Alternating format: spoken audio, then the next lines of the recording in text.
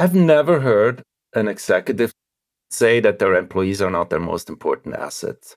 So I was like, okay, let's check. We looked in communications of firms, earning calls, 10Ks. We just counted how often do executives talk about the employees? How often do they talk about customers? And they talk on average about 10 times more about customer than about employees. And when they talk about customers, it's growth, opportunities, positive stuff. And when they talk about employees, it's risk, cost. It's all those negatives. Those who actually focus on their employee experience as well are going to be more profitable as a result. Welcome to the Work for Humans podcast. This is Dart Lindsley. If you've been following this podcast for a while, you've heard me say the expression employees are customers more times than I can count. And that's because it's a model that at Work for Humans we really believe in. That's why I was so excited to discover a book coming out of the Columbia Business School that explicitly says employees are customers and digs deep into the rationale and the implications. The book is called The Employee Advantage: How Putting Workers First Helps Businesses Thrive. And today, we're lucky enough to have its author, Stephan Meier, on the show. Stephan is a leading global expert at the intersection of behavioral economics, business strategy, and the future of work. He's currently the James P. Gorman Professor of Business Strategy and Chair of the Management Division at Columbia Business School. As an award-winning teacher at Columbia, every year he helps teach hundreds of students about the human side of strategy in Columbia's MBA and executive education programs. Before Columbia, he was the first senior economist for the Center of Behavioral Economics and Decision-Making at the Federal Reserve Bank. In this episode, Stephan and I talk about how the forces driving companies toward customer centricity are being repeated with employees, reasons behind rising customer expectations, and leadership mindset shifts toward employee well-being. We also discuss key case studies of employee-centric models, lessons from employee segmentation, the need for just right tasks in the workplace, and other topics. All right, if you enjoyed today's conversation, be sure to hit that subscribe button so you never miss out on future episodes. Without further ado, I hope you enjoy my conversation with Stephan Meier. Stephan Meier, welcome to Work for Humans. Thank you so much, Dart, for having me on the show. The show Work for Humans, one of the main premises it's based upon is the idea that employees are customers and that we should act accordingly. And so it's incredibly exciting for me and encouraging to see your book come out, which is very much about that thesis. And in particular, to see it come out of the Columbia Business School, because I will tell you, it's often felt in my career as though an argument that employees are customers is a battle against thousands of MBAs who have been taught something else. So I'm very encouraged. And I want to first start by asking how you started to arrive at this thesis, which might be counterintuitive in a business school environment. Yeah, thank you so much, Dart. I mean, it was really encouraging to see that I'm not the only one who thinks like that, and seeing how your thinking, your writing, and whatever was always, and the show was always about that. So I have to be perfectly honest. On one hand, I had like those two separate lives academically. On one hand, I was studying human behavior. I'm a behavioral economist and study what motivates people to do stuff. How do they react to non-monetary incentives? And that was my research life. And in my teaching, I was teaching hundreds of students about business strategy, how to get a competitive advantage, focusing a lot on customers. And that's what we were teaching our students. When you look at textbooks about strategy, there is a lot about customers and very little about employees.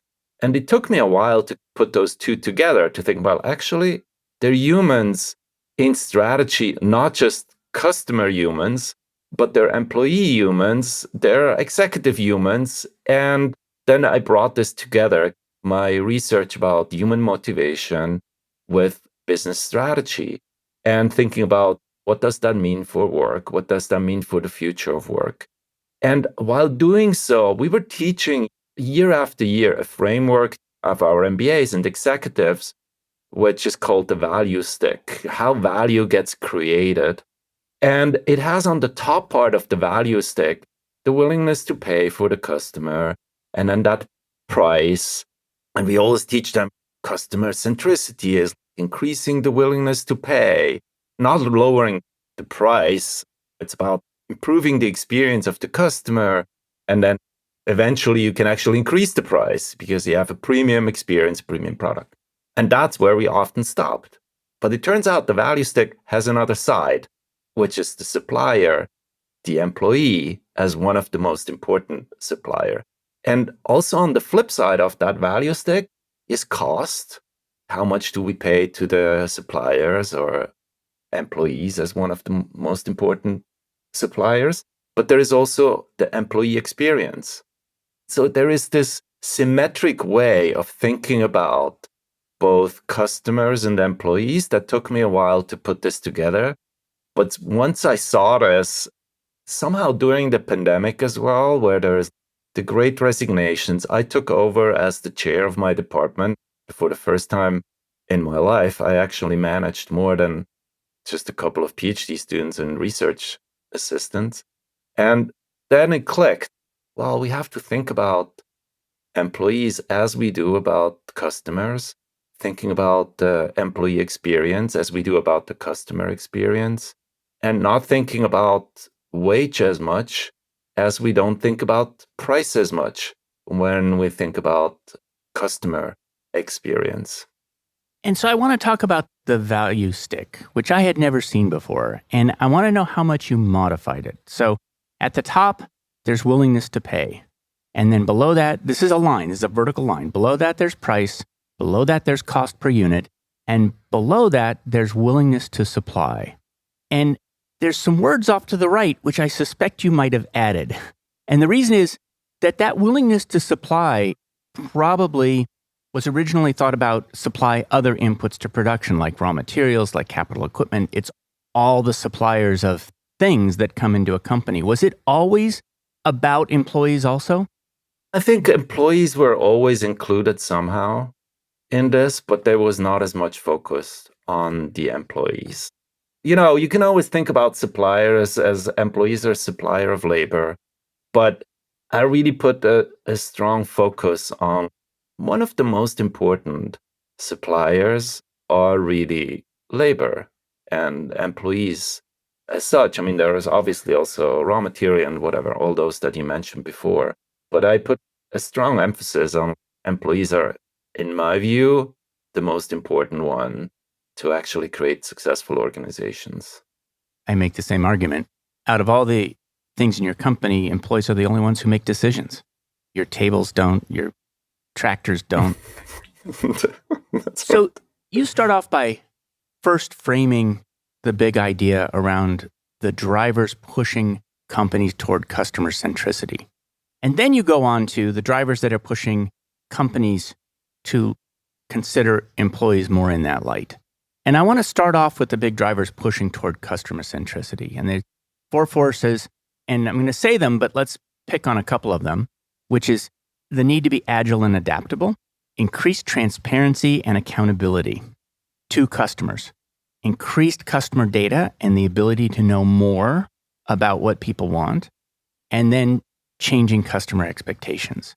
How much of this change has been driven by the internet, or was it already there?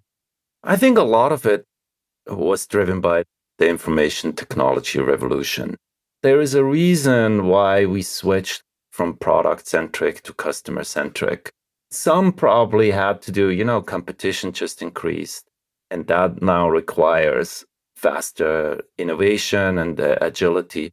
But if you think about the transparency aspect, or that we know more about the customer experience, that is, I think, a direct result from the internet.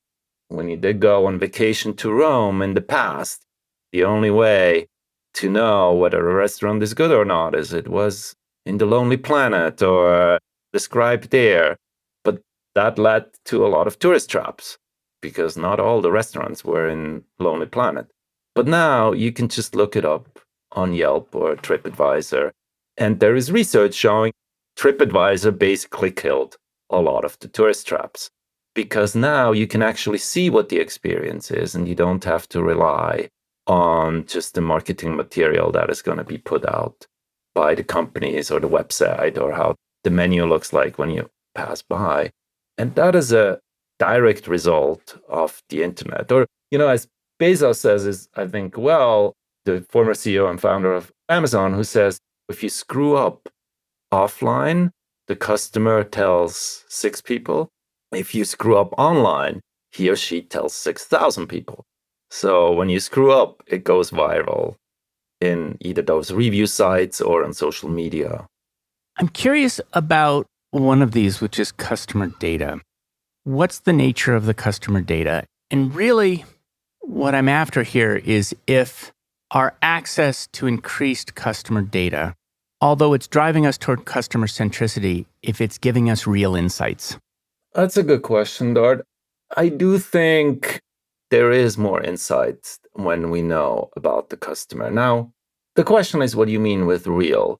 But when I think about the experience that I have on Netflix or Spotify, let's pick 2, there is definitely something they know about what I like to watch, how I engage with content. And then they show me stuff that is more relevant to what I want to watch. And I do think that could be one definition of real insight. They know something about what I want to watch and tailor the experience to what I'm doing. Well, I have to admit, exactly what you're saying is really true. I'll admit I'm a little bit offended by what YouTube thinks I want to watch. And I'm offended because it must know that that's what I click on and it knows something about me that I don't want to know. Apparently, I like boxing and wrestling. Apparently, that's my thing, I guess. I don't know. So I can see that. And I can see that one definition of real customer data is it is something that allows me to customize the services or the products that I am offering to a person that are going to meet their needs better. And that's real. It may not be perfect. It may not be subtle. It may put me into a tranche of a quarter of the population, but even being in a quarter of the population is better than just being thrown into the whole pool. That's absolutely right. What is interesting about what you just said is, humans have a desire to have some agency. Even if it knows perfectly what I want and pushes me exactly what I want, that just doesn't feel right. I want to choose or have some sort of an agency what I actually do. I was just in China and there was a company who does like what they call split screens. They show you recommendation, what you want to look at next, but you still have a choice between left and right. And for sure, both are optimized for what I want to watch, but it gives me somehow this either illusion or this real, I can choose. Do I want to watch another wrestling match? Or do I want to, for a change, see kind of, a humanist or some really human experience? Well, wrestling, I guess, is a human experience, but like a more intellectual human experience than just a physical one. And that might be true for all the other experience. I think we should be careful when we think about personalization, especially when we afterwards talk about the employee experience as well, to think about to give enough agency, to give enough transparency as well, how we get to those recommendations and the tailored experience that we might want to offer. Because I do think people want a personalized experience, but I also don't want that creepy, I didn't know why they now suddenly know that my wife just ordered oysters and now I get a Facebook ad with oysters. That feels weird. Although I do like oysters. It's true. But it just something doesn't feel right, mainly because I don't exactly understand where it comes from. And I definitely didn't give explicit consent to use the credit card information to push me ads on Facebook. That's very interesting. When we start talking about employees, I think we are going to talk about transparency. And I like that framing for that discussion. Before we move on to that, though, there's your fourth point, which is changing customer expectations. Do you feel that customer expectations are changing at an increased pace, or has it always been true? I'm not even going to say changing. I'm going to say getting higher. The expectations are higher than they were before. I think so. I grew up with one TV and one sister and one TV guide at 7, whatever the X shows on all of different channels. And this one TV and that one sister led to a lot of conflicts. She's 3 years older. I love my sister dearly, but we fought so much about mainly what to watch. Now, I have now 3 kids, and the 5 of us never fight because everybody can watch on their device whenever they want, whatever they want. The expectation of it's personalized and it's instant is ingrained. My kids, I don't think they know that there was a world before same-day shipping. They don't know that back in the days, you had to actually wait weeks for stuff to arrive. And I do think that experience also changed my experience. I expect more than I think I did in the past. And when you go to the post office, for example, you're putting back 20 years, 30 years in an experience which was everywhere. And now you're like, can't they do better? But it gives you a glimpse in how it was before. And even I get frustrated now when I go to the post. I was like, can't they do that better? And so I do think the expectation changes. I think another thing that changes is how much we care about values as well, how much we care about brands with purpose, or that the brands that we consume are aligned with our values to a certain degree. And that might have been true always, but now we actually know much more. Now we actually know, oh, that brand, I buy that Crest toothpaste, and I now know if Crest screwed up or their values are really misaligned. 30 years ago, I might have cared about that as well, but I didn't know. It was really difficult to figure out. And I think the combination of those lead to expectations are and preferences are changing, mainly because we have a different experience in the day-to-day, how we engage with brands and consume on services and so on and so forth. So how are these drivers and others, what are the forces that are starting to pull us toward treating employees more like customers? I argue in the book and think that all those 4 also affect or hitting the labor market as well. So the first one of this need to be innovative and agile. Now, guess what? Who is doing the agile? Those are the employees that are agile, innovative, have to come up with new ideas all the time. The second, the transparency. Something like Glassdoor is the TripAdvisor, or social media. If you screw up in your corporate culture, goes viral and affects who you can attract and how long you can stick with them. The third is data. We know more and more, and definitely can know a lot about our employees as well, and can start personalizing that experience as well. Why we so far, I think, do a lot like one size fits all, or we segment by older, younger, more educated, less educated, male, female, which is a good start for segmentation if you think about the employee. But we passed that point in the customer experience a long time ago, and I think we should do that with employees as well. And the fourth is the changing expectations. Those same customers are the same humans who then work.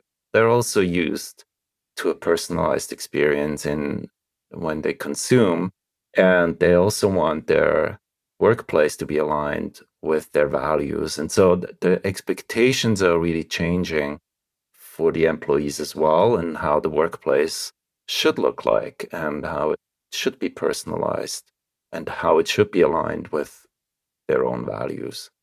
You told the story of Jeff Bezos in your book, and it's the story of creating a company that was so focused on what customers want and just passionately focused on that, and yet had none of that passion toward the employee experience. And this goes a little bit toward my question about what people have been learning in business school. It also goes to one of the questions that I'm often asked. I interview a lot of people, and there have been 3 very famous people who came on the show at different times. And I asked them the question about employees as customers, and they said, no, employees are not customers. And one of the rationales for that was that I think that the basis of one of the arguments was this. They believe so passionately on a focus on customers, the ones who provide revenue, that they are afraid of any argument that might pull that focus away, that might draw that focus away from the customer, because they've been preaching the importance of the customer for so many decades that when you say that there's another person in the room and they say, look, if I focus on the inside of the company, I'm going to lose my focus on the outside of the company. Personally, I'm not arguing that customers are not important. I mean, customers are important as well. So are other stakeholders. I'm just saying we should shift the focus a little bit on taking care of the employees. Now, I do think, Dart, it's important what you said about what we teach in business schools as well, and kind of a mindset shift, a mindset of leaders. And I do think and argue as well that it needs a mindset shift to think differently about the employees. One is that treating employees well, it's not an either or. It's not that we're losing something. There is this mindset shift. It's like, if I give a little bit to the customer, it comes out of the bottom line. It comes from the shareholder, or even the focus from the customers. And Bezos actually had to fight this as well. He was very customer centric from the very beginning. And investors were like, where's the money? Don't you do it a little too much? In the end, they're buying from you anyway. Why do you care so much about the experience? And he had to fight that. It's like, no, there's win-win. If I treat them well, I'm going to win. The company is going to win. And I think we have to change in thinking the same about employees.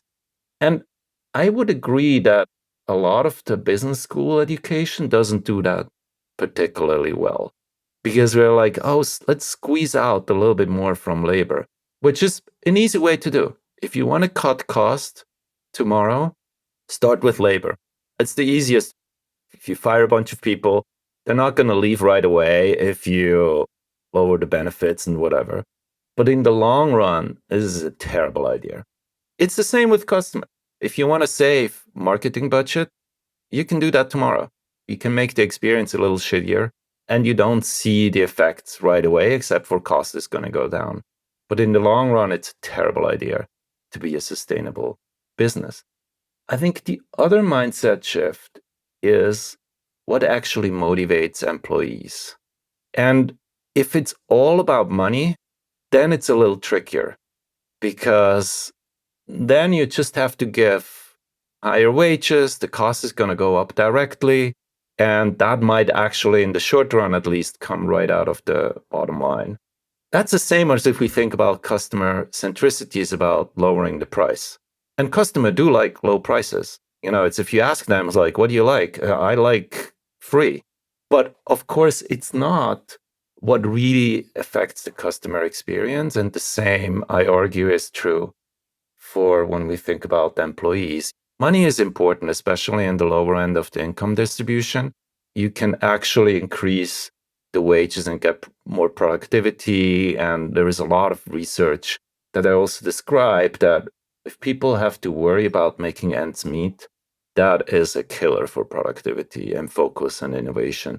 So there is also, especially in the lower end of the income distribution, increasing the wages and or making them participate in somehow the success of the company by giving stocks and whatever is important. But for most people, when you reach a certain income level, $10,000 more is not going to make the difference. And so we have to think about the experience differently, as we do with customer. If you Google customer psychology, you get millions of hits. And if you do employee psychology, you get like thousands of hits. So we're focusing, again, a little too much on like what makes customer tick and not as much on what does actually employee tick. Why do people stay? Why do they leave? What makes them productive? Tell me about the trend in talking about customer versus the trend in talking about employee in earnings calls over time. I've never heard an executive not say that their employees are not their most important assets. They all say that. So I was like, okay, let's check whether they actually think the employees are the most important asset or most important stakeholder. So me and my PhD student, Namdil Bhatia, we looked in communications of firms, earning calls, 10Ks. First, we looked at how often, we just counted, how often do executives talk about the employees? How often do they talk about customers? And they talk on average about 10 times more about customer than about employees. But that's the average over the last 10 years. It's actually increasing. Just before the pandemic, it was about 14 times more. Then we think like, well, mentioning is one. Can we do like some text analysis, how they talk when they talk about employees and when they talk about customers? And when they talk about customers, it's growth, opportunities, positive stuff. And when they talk about employees, it's risk, cost, it's all those negatives. We also looked at how strategic are employees and customers. So with like very fancy word embedding models where we looked at how strategic are employees or customers in all the communication that the executives do.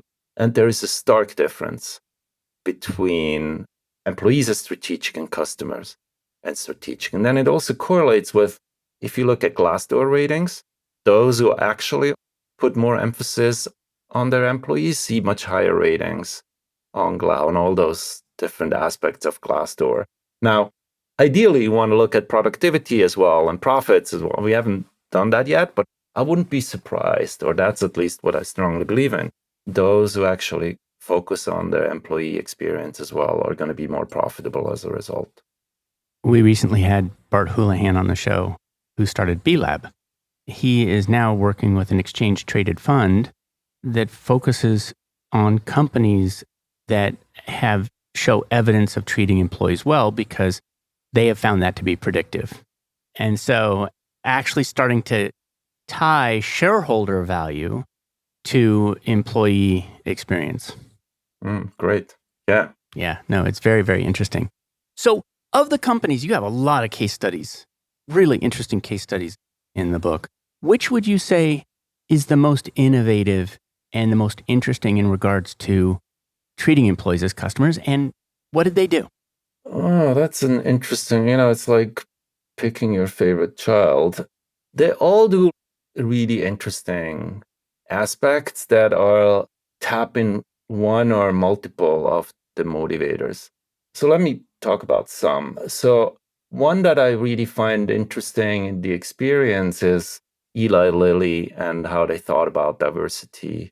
They were struggling quite a bit with their DEI efforts, and in order to increase the proportion of, where they started with like female executives, and there was nothing in the policies that they thought is discriminating against women or making sure that they don't progress as much. So we were struggling. So they thought about, what do we do with our customers? With our customers, we do customer journeys.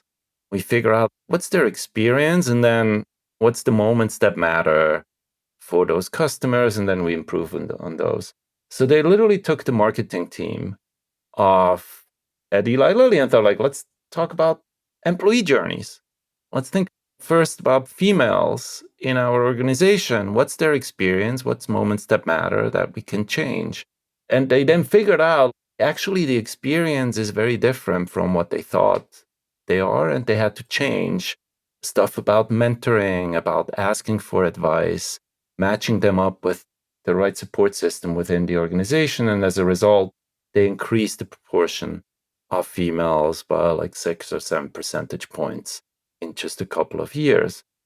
I've seen that work different ways. One way it works is I'm going to look at just the HR services, and I'm going to just try to improve HR services in relation to the experience of work.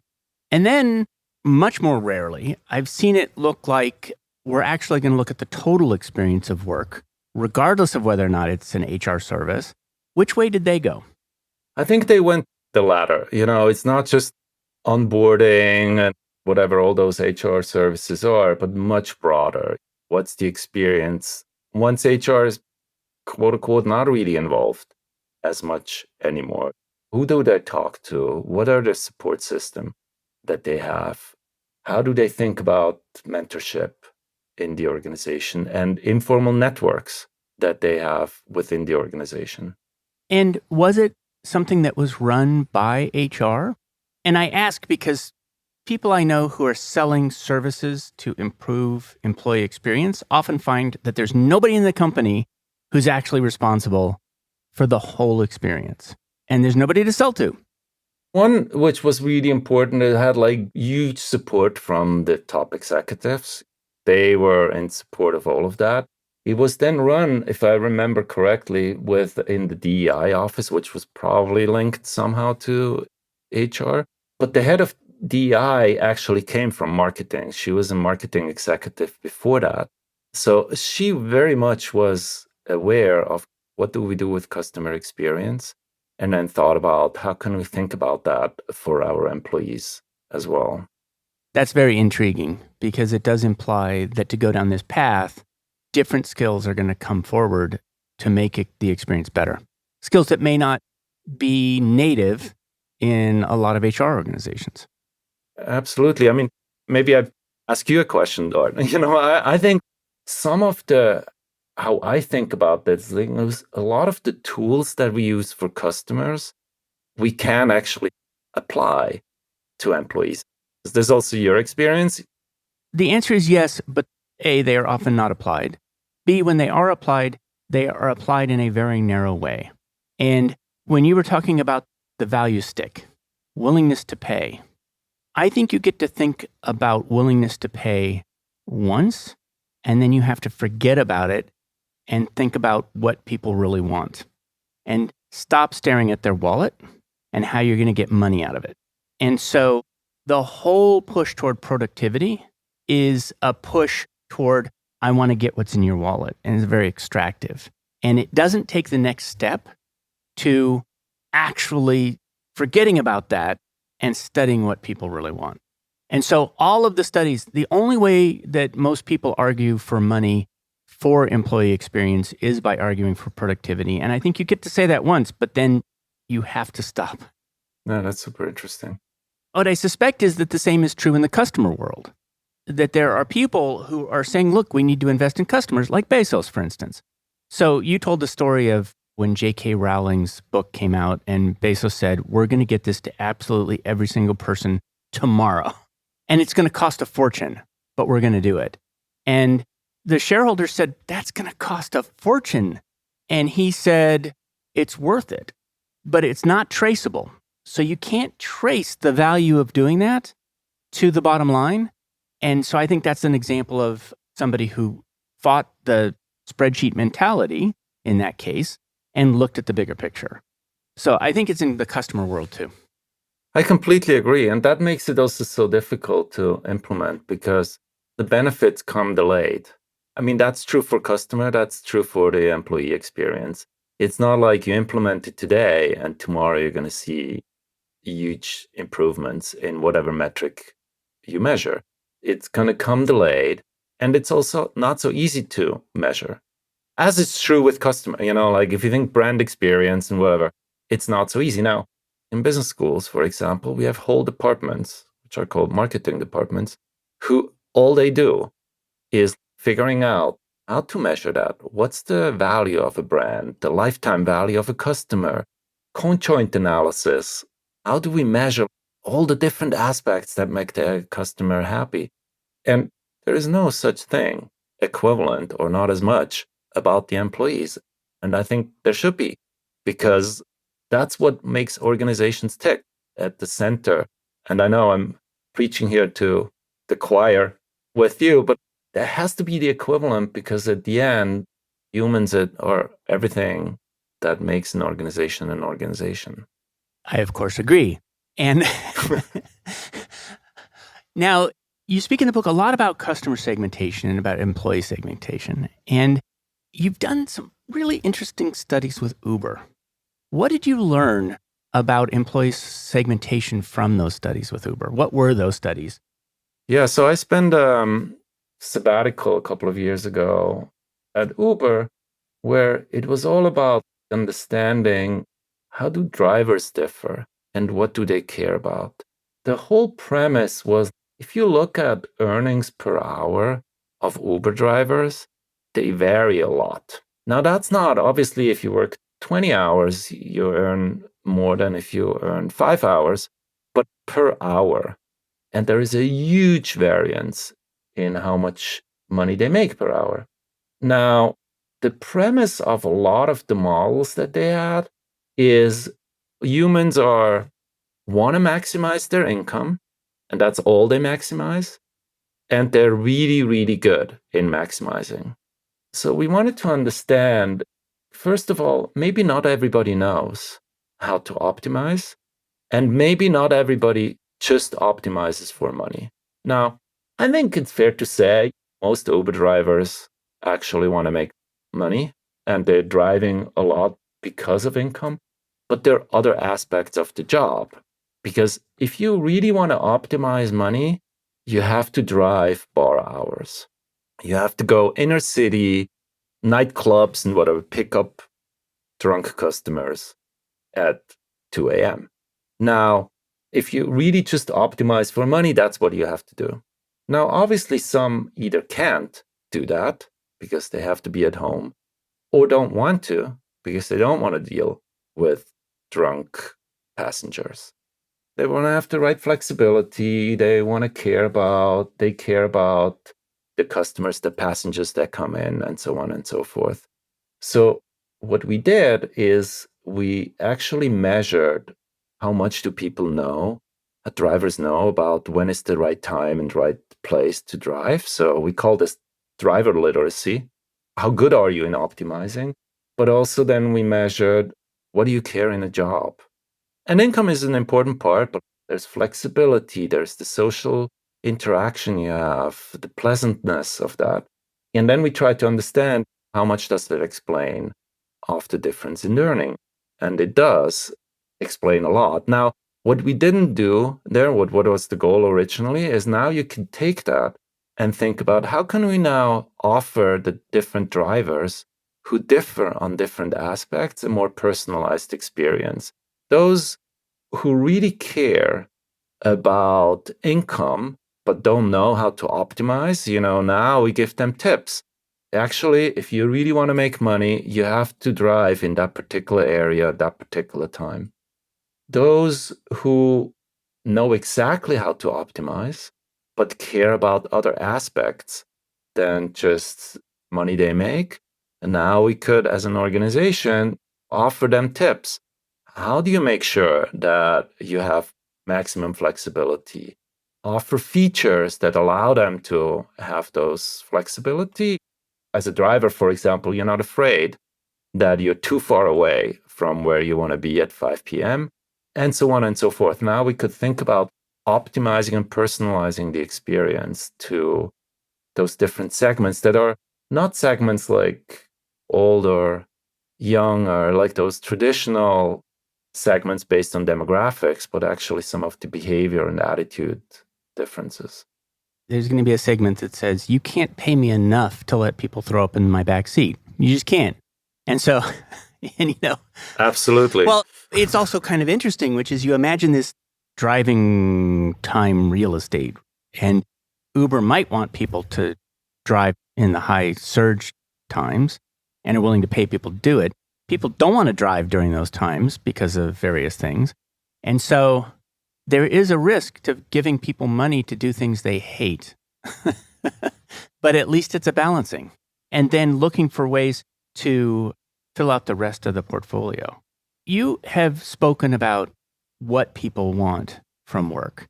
And I want to tease something apart. You've spoken about purpose, autonomy, just the right tasks, which is new to me, and social connections. Those are things that psychologists have found motivate people. But the word motivation is something I want to take apart, because motivation is tied to productivity, which is what state of mind do I need to get you into so that you'll do what I want you to do? That's the pivot of motivation. It's different from saying, what do people want from work? And so there's this long history of literature that I've seen, which is asking about what makes people productive. And I'm wondering to what extent these are attached to that and to what extent these are detached. I would say motivated or engaged employees, they're different benefit. Productivity is one. I'm actually doing more of what you ask me to do. The other is I might do it better. I might be more innovative. I'm actually cared more about it. I have new ideas about it. And the other one is if it is then linked to some I'm happier at work. I'm actually getting more out of it. I'm also less likely to leave from that particular place. So you can probably tie most of it to the cost per unit is going to go down. And you might then call this productivity, whatever it is. But it is, in the end, shouldn't we offer decent work because we want to offer decent work? Even if it has no impact on productivity or the bottom line. I was going to ask a question very much along those lines, and I was going to phrase it this way. In a business school, if you were to come forward and say that, would it be seen as naive or sentimental? Personally, I do believe that we should offer decent jobs. I think the impact it will have on leaders actually implementing it is much lower than when there is also benefits attached to the organization. You don't need to believe it if you're a leader, if it's just that's the right thing to do for your organization. If you want to maximize profits, you don't need to agree with me that we should offer decent jobs. You can completely disagree. It's like, look, if it's profitable, I'm going to squeeze out as much as possible from my workers and I'm going to offer shitty jobs. But I'm going to argue now, even if your whole job is to improve the productivity and the performance of the organization, it's in your best interest to humanize work, to take into account what really motivates people, and offer jobs that they find engaging, motivating, satisfying as a result. And what did you mean when you said just right tasks as being a part of the equation of work that people love? I tell the story, which I think illustrates it well and where the just right comes from, about my son starting to read. He's now 14, but that was like a little earlier when I can tell you most of the conflicts we had in a period where his 30 minutes of reading. He was required to read 30 minutes at home, required from school. And it was a struggle every single day. I would tell him, dude, just read 30 minutes right now, and then you can do whatever you want. He didn't, and was really, really hard. Until one day, he dragged me into a bookstore and said, look, I want to use my birthday money to buy a series of books. And I was like, oh my God, of course. Yes, please. He bought a box of books, a series. My Weird School was the name of the book by Dan Goodman. And he went home and started reading one book after the other. After he was done with the box, I bought him another box and so on and so forth. Now, what made him read this is first, some of his colleagues were reading it, but it was a just right book. It was just right for the level of skill, reading level that he had. It wasn't a baby book. That's now him quoting when he had a book that was too easy. And it wasn't when he was 6, he really wanted to read Harry Potter, which was like a frustrating experience for all, including him.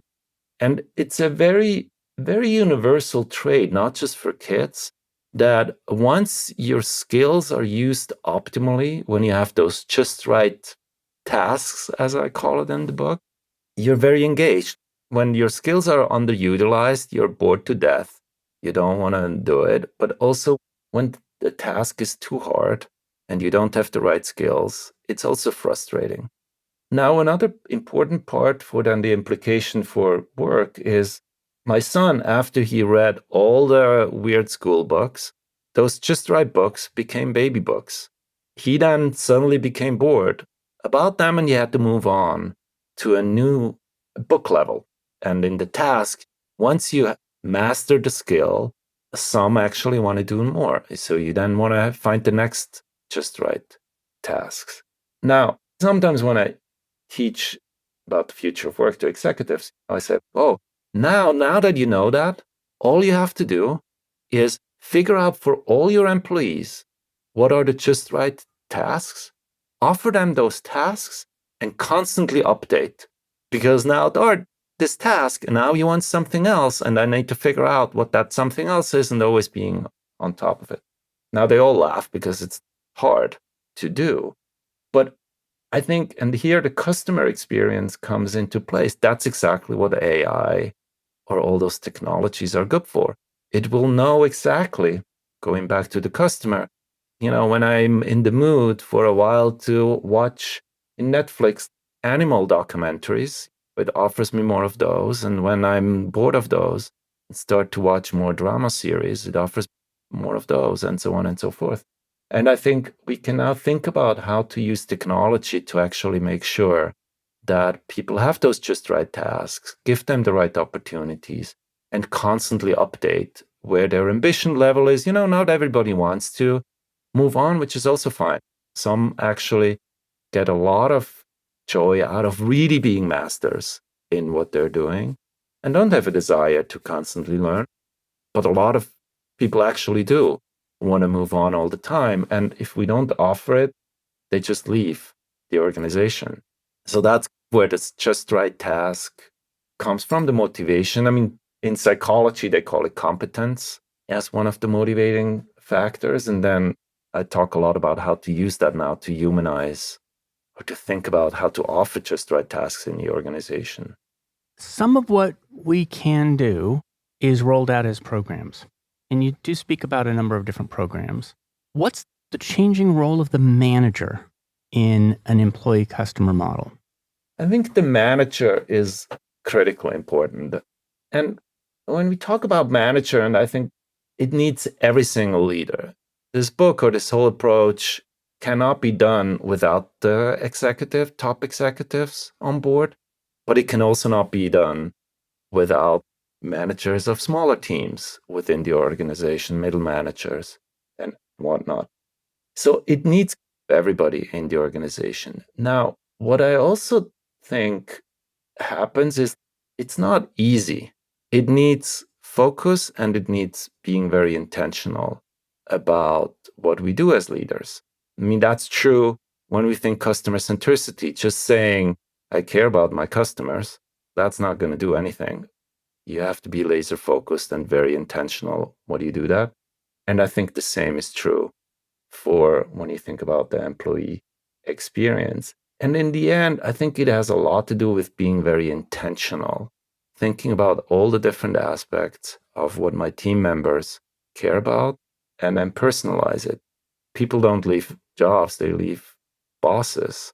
And I think the importance of leaders can't be overstated.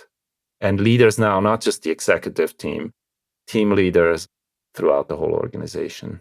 You told the story of a Asian telecom that rolled out an incentive program, and it didn't work at all. And they took a step back, and they instead looked at the variation in what people wanted from an incentive program. What did they find? They actually then went to, think about, are there different segments within their workforce who react to certain incentives, bonuses differently? And then they realized they are obviously old and young, but even within the young, they're like a segment that is very ambitious. They react really strongly to financial incentive, not as surprisingly, as we always see that the youngers actually care about money more because they have to build wealth at the beginning of their careers.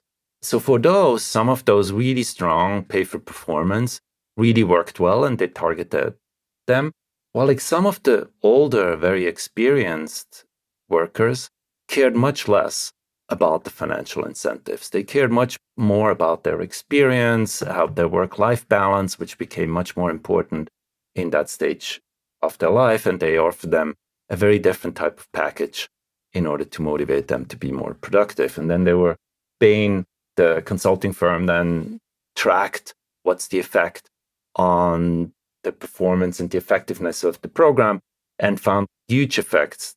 So Bain, the consulting firm, then looked at what the effect is, and the productivity increased by 70% and unit costs dropped by 40%. So it was this targeted approach that was now much more successful than just this one size fit all, by really thinking about what are the different segments within the organization and tailoring the approaches here, incentives accordingly. Yeah, they did something like that in the California schools, which I've seen be really successful. It's called the Willie Brown Act. And the way it functioned was it said, look, teachers in the last 5 years of their career are really expensive because they're at the top of their pay rate grade.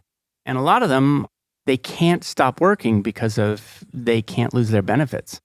And so what they did is they said, look, we're going to make it so that you can retire 5 years early, retain your benefits, and the only thing we ask is that you work 20 days a week, come in as a mentor for other teachers or whatever role we find for you. And it's a win for absolutely everybody. The school saves money. The teachers who have all this experience come in and actually provide that experience to the younger teachers who crave it, and actually material support. Just to be clear, my house has become a clearinghouse for educational supplies, going from my wife's storage unit to young teachers right now. So I think we're done with that, but it was basically you couldn't walk for a little while. So it's a great program. It's a great program, and it's segmentation. Yeah, that's interesting. There's a similar experience here at Columbia. That was before I came, but they saw that like nobody retired. And so they thought like, why are they not retired? It's good to have them around, but we also want newer professors coming in. And the two things that I think really mattered is, one is if you, at that point when you retire, you use your housing. So everyone's like, no, I don't want to. I want to stay in my apartment in New York. It's New York City, and we have like Columbia housing. So they changed that. But the other important aspect was also a lot of them, that's their whole identity. They actually were losing they were fearing if they're losing their community and whatever. So what they changed is you still get an office and you keep the housing. And that was doing a lot of the trick. Then they were like, okay, then if I don't have to teach, I'm fine with not earning the same income, just live on my retirement income if I still have the community and I still have my apartment. It's exactly the program that my father followed. He was offered extra money to retire. He retired, but they gave him a lab bench in the lab, and they gave him a $100 stipend for fruit fly food because he was a fruit fly geneticist. And he continued to go into the lab for 30 years. And he published his last paper when he was 96 or 98. Oh, wow. Oh, that's amazing. And in fact, actually, it's a really exciting story. So he had a really labor-intensive experiment to do. So he pulled all of these geneticists from around the world to do the experiment. And they all moved to San Diego, moved into the house. One of them was Spanish and was doing the cooking, and it was fantastic. And they did this experiment. And he was a little bit of a slave driver, which they did not expect. I think there was some bitterness, but he had no money. He had no grants. He just had $100 worth of fly food. So that's an amazing it's a story, good example of that. Yeah. So I ask a question. You framed this question perfectly in this discussion, which is I ask marketing questions about work. And at the end of the show, I ask a marketing question of every guest, which is, what job do you hire your job to do for you? What my job really provides for me is providing me with the flexibility to really engage in interesting conversations, asking interesting questions, and talk to interesting people like yourself, where I would not have that opportunity if I didn't have that job do that for me. So what I really get out, and maybe that's a little bit in the book, is this introspection. What do I actually like about my job? I do like about my job that I do think there is more to it than just making an income. I can actually change, or I hope at least, change how some of my students, some of my executives, and now that I wrote a book, some of the readers might think about it differently. This provides me with a lot of meaning. I have a lot of flexibility, and it's a very privileged job that I have, that I can actually study and do whatever I want, basically. I have amazing colleagues that I can interact with and in particularly learn from. I enjoy a lot learning from others, having a conversation with my colleagues or with you now, where I walk away and like, wow, I haven't thought about this way. This kind of changed my way of thinking, which is amazing. And I constantly, this is the fourth motivator, constantly work on new skills, constantly learn new stuff, which is super exciting. And I couldn't imagine a job that would be better for me than what I'm doing right now. Do faculty positions at Columbia still come with an apartment? Yes. Oh my Well, God. with a subsidized Subsidized apartment. apartment. I mean, look, I know a lot of people who work in very high-end, high-tech companies and cannot afford to live in New York. They all live in Jersey and take the train in. It's a very privileged life here, and I get a lot of, Columbia is very good to me and to professors in general, and hopefully to other people, to students as well. They definitely care a lot about one part of their employees. Because I also talk in the book about, if you think about the top universities like Columbia and others, they are the customers, which are the students, and we care a lot about them. And then there are the faculty, the professors, and we care a lot about them.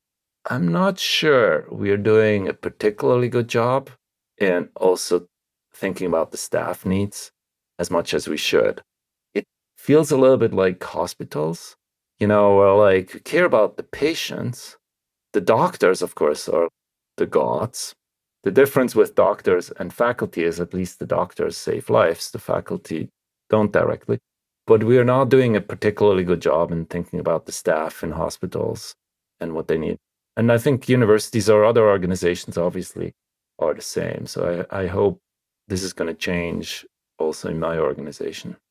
Yeah, I also think graduate students, what I've seen at some of the universities I've interacted with is pretty, what I would say is untrained principal investigators who don't know how to run a lab, because I talk to people who have labs, full of diverse graduate students. I think that there needs to be something there. The next question is, what does your job cost you? One of the downsides or cost of being an academic is I can't actually change something directly. If I were an executive and I wanted to start the employee advantage, I would do that. I go into my organization and I'm changing this and that and the focus of it. I can't do that because I don't have an organization. I don't have a team.